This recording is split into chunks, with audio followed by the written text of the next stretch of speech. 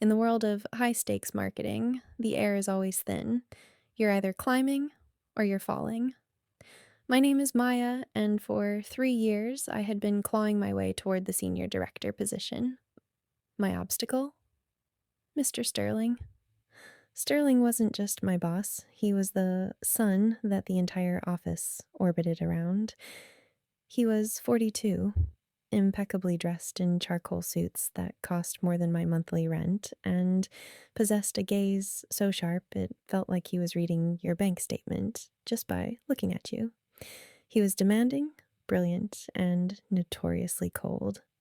Dear listeners, before I began telling this complicated story of my life, I ask you to support my channel, subscribe, and leave a like, and write the comment which city you are listening from. This is very important for us. And now enjoy listening. When the Chicago merger came up, everyone wanted the slot. It was the biggest pitch of the year when Sterling called me into his glass-walled office and told me I was the only one going with him. The office went silent. "This trip isn't just about the pitch, Maya," he said, not looking up from his fountain pen. "It's an evaluation. I need to see if you can handle the pressure when the stakes are at their highest." I felt a shiver that wasn't exactly fear, but it wasn't comfort either. I had no idea that the pressure he was talking about had nothing to do with marketing. We landed in Chicago as a winter storm began to howl off the lake. By the time we reached the hotel, the city was shutting down. The lobby was a sea of stranded travelers. I stood by the luggage as Sterling spoke to the receptionist. He looked back at me, his face a mask of professional frustration.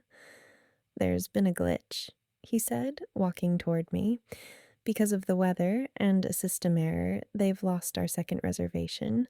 There isn't another room available in the entire downtown area." My heart did a slow, heavy roll in my chest. "What do we do?" "We adapt," he said, his voice dropping into that low, commanding tone he used in boardrooms. "It's a penthouse suite, 2 levels, but only one primary bed. You're a professional, Maya. I expect you to act like one. Consider this the first test of your evaluation." We spent the first 3 hours working. The pitch was at 8 a.m. We sat at the marble dining table, our laptops open, the blue light reflecting off Sterling's glasses. But the air was changing. "You're distracted, Maya," he said suddenly. He closed his laptop and leaned back, watching me. He took off his tie, unbuttoning the top 2 buttons of his shirt. It was the first time I'd ever seen him look human. "I'm just focused on the numbers, sir," I lied. "Are you?" He stood up and walked to the floor-to-ceiling window. "A director needs to be able to read the room. They need to know when to push and when to yield. Come here." I walked to the window. The city lights were blurred by the snow. He stood behind me, so close I could feel the heat radiating off his wool vest. He didn't touch me, but the proximity was a weight of its own. "The promotion is yours if you can prove you're willing to go beyond the job description," he whispered. "The question is, how much do you want it?" He opened the door to the private balcony. The freezing Chicago air rushed in, a sharp contrast to the heated suite.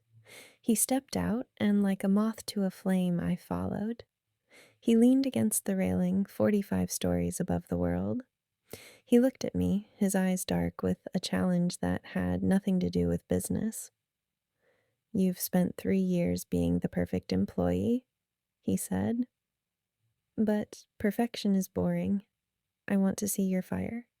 He reached out, his hand steady and warm, and pulled me toward the edge.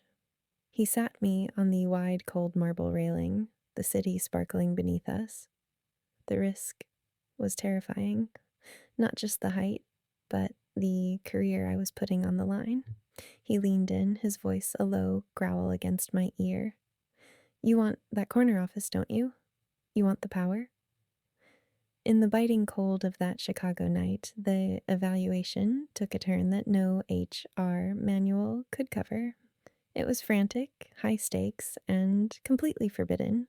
Every gasp was stolen by the wind. By the time he led me back inside and locked the glass door, I wasn't the same employee who had boarded that plane. The next morning, we were in the boardroom at 8 a.m. sharp. Sterling was back in his charcoal suit, his tie perfectly knotted, his demeanor cold and professional. We gave the pitch of our lives. We won the merger. On the flight back, he didn't mention the balcony. He didn't mention the hotel room. He just handed me a folder. Inside was the contract for the senior director position. "Excellent work in Chicago, Maya," he said, his eyes meeting mine for a split second. "You passed the evaluation." I signed the papers, but as I looked at the corner office that was now mine, I realized the price of power. Every time I see him in a meeting, every time we lock eyes over a conference table, I feel the ghost of that Chicago wind. I got the promotion, but the evaluation never really ends. The promotion felt like a victory for exactly 48 hours. Then the invitation arrived. Heavy cream cardstock, embossed gold lettering. "A private celebration of your achievement," it said. But it wasn't signed by my boss, Julian Sterling. It was signed by Claire. I spent 3 hours getting ready. I chose a dress that was armor, black, high-necked, and perfectly tailored. I needed to look like a director, not the woman Julian had held against a cold railing in Chicago. Driving up to the Sterling estate felt like entering a fortress. The iron gates groaned as they slid open, revealing a mansion that looked more like a museum than a home. It was beautiful, expensive, and completely heartless. As I stepped out of the car, I realized my hands were shaking. I wasn't just here for dinner, I was here for an interrogation. The foyer was silent until Claire appeared at the top of the stairs. She was wearing white, a stark, aggressive contrast to my black. Julian stood behind her, his face a mask of professional boredom, but when his eyes met mine, I saw the flash of panic he was trying to hide. "Maya," Claire said, her voice like silk over a blade, "you look efficient. Julian said you were the most dedicated employee he's ever had. I simply had to see that dedication for myself." Dinner was a slow-motion car crash. We sat at a table that felt a mile long. Between courses of chilled lobster and rare steak, Claire began to dig. She asked about the Chicago trip with the precision of a surgeon. "The storm was quite bad, wasn't it?" she asked, swirling her wine. "I heard the hotels were a nightmare. Julian mentioned the glitch with the rooms. It must have been so cramped." I felt Julian's eyes on me. He was silent, waiting to see if I would trip over my own lies. I took a slow sip of my Bordeaux. "It was a professional challenge, Mrs. Sterling. We focused on the work. The rest was just logistics." "Logistics," she repeated, a cold smile touching her lips. What a fascinating word for it. Halfway through the evening, Claire asked Julian to go check on the vintage port in the cellar. A few minutes later, she turned to me. "Maya, dear, would you mind helping him? My hip is acting up, and those stairs are treacherous." It was a setup. I knew it, and yet I couldn't refuse. I walked down the stone steps into the cool, damp air of the cellar. Julian was standing among rows of $1,000 bottles. The moment the door clicked shut behind me, he pinned me against the rack. "You shouldn't have come," he hissed, his breath smelling of expensive grapes and desperation. "She invited me, Julian. What was I supposed to do?" His hands found my waist, the same grip from the balcony. The danger of being caught just feet away from his wife was like an intoxicant. He kissed me, a frantic bruising thing that tasted of fear. "She knows something," he whispered against my neck, "but she doesn't have proof." Don't let her break you. Suddenly the floorboards above us groaned. The sound of Claire's heels clicked directly over our heads. We froze, hearts beating in sync, two criminals hiding in the dark while the judge waited upstairs. We made it back upstairs before she could find us. The rest of the evening was a blur of polite conversation and hidden glances. As I stood at the front door, ready to leave, Claire leaned in to hug me. She leaned close to my ear, her voice a ghost of a whisper. The promotion comes with a very high ceiling, Maya. Just make sure you don't look down. You might not like what's waiting at the bottom. I drove away from that house with the promotion in my pocket and a target on my back. Julian Sterling gave me the power I wanted, but Claire Sterling just showed me who really owns it. The evaluation isn't over. It's just moved from the office to the lion's den. The morning after the dinner at the Sterling estate, the office felt different. The air was thick, like the moments before a hurricane hits. I sat in my new corner office, the senior director nameplate gleaming on my desk, but I couldn't focus on the spreadsheets. Julian hadn't paged me. He hadn't called. He hadn't even looked in my direction when he walked past my glass walls at 8 a.m.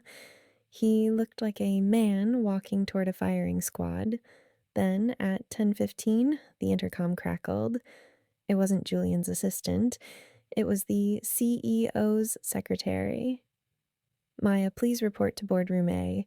Mr. Sterling and the board are waiting. My stomach dropped. This wasn't a meeting about the merger. As I walked down the hall, I saw the employees whispering. They knew. In a corporate hive, the scent of a scandal travels faster than the speed of light. I pushed open the double doors, and my blood turned to ice. Julian was at the head of the table, looking pale. And sitting in the chair directly across from him was Claire. The room was silent. 4 board members sat like statues. Claire was dressed in a sharp, cream-colored power suit, looking more like the CEO than anyone in the room. "Maya, thank you for joining us," she said, her voice devoid of the fake warmth from the night before. "We were just reviewing the logistics of the Chicago trip. It seems there was a slight discrepancy in the expenses." She didn't look at Julian. She looked directly at me. With a slow, deliberate motion, she slid a tablet across the mahogany table. It stopped inches from my hands. "The hotel's internal security system is quite advanced," Claire continued. "It doesn't just track who enters the room. It tracks the balcony." I looked down. The video was grainy, shot in the flickering light of the Chicago storm, but it was unmistakable. It was the night on the balcony. It was the evaluation. I felt the room spin. Julian let out a shaky breath, his eyes fixed on the ceiling. He was gone. He wasn't going to save me. He was trying to save himself. The board chairman cleared his throat. "Maya, do you have an explanation for this unprofessional conduct?" I looked at Julian. He was silent. I looked at Claire, who was wearing the smile of a hunter who had finally closed the trap. In that moment, something in me snapped. The good girl who worked for the promotion was gone. "I do," I said, my voice cutting through the tension like a knife. I stood up, leaning my hands on the table. "The video shows a moment of weakness, yes. But what it doesn't show is the 3 years of evaluations Julian put me through to get into that room. It doesn't show the emails he sent from his private server. The ones I backed up to a secure cloud 3 days ago." The silence that followed was deafening. Julian's head snapped toward me, his face turning a sickly shade of gray. "If I go down for unprofessional conduct," I whispered, "I'm taking the Sterling name with me. I'm taking the merger, the reputation, and every cent Julian has in his offshore accounts." Claire's smile vanished. The hunter realized the prey had a weapon of her own. The meeting didn't end in a firing. It ended in a settlement. Claire Sterling is a businesswoman above all else. She knew that destroying me meant destroying her own empire. We sat in that room for another hour, negotiating not my exit, but my silence. Julian was forced into early retirement. The official story was health issues. I didn't just keep my job. I became the youngest managing partner in the firm's history. As I walked out of the boardroom, Claire caught my arm. "You're smarter than I thought, Maya," she said, her eyes filled with a new kind of respect, the kind one monster has for another. But remember, I'm still the one who owns the house. And I'm the one who runs the company, I replied. I walked back to my office, the city of Chicago sprawling out beneath me. I got the power, I got the promotion, but as I looked at my reflection in the glass, I realized I had become exactly what I was fighting. The evaluation was finally over. I had passed with flying colors.